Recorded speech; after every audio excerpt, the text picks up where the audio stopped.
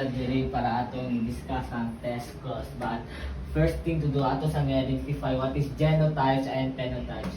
Genotypes, also known as alleles, pwede siya gamitin na to letter use like, for example, A, B, C, D, and phenotypes, interpretation of letter. For example, may mga siyang characteristic sa sa letter use.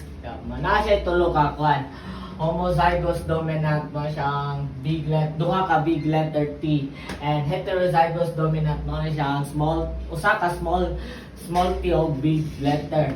Homozygous mo siyang duha ka recessive.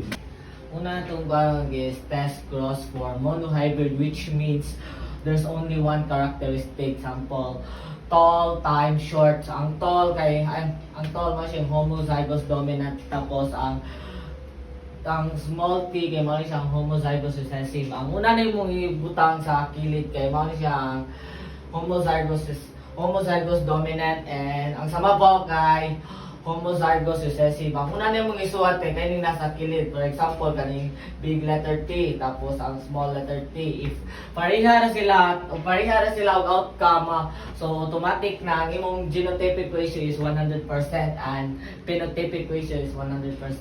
Next is probability method. Ang probability nasa tulo ka traits.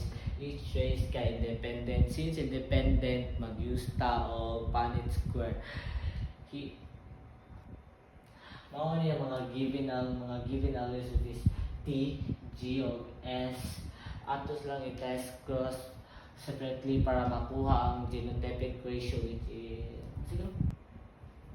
1 homo, 2 hetero. 2 homo, 2 hetero.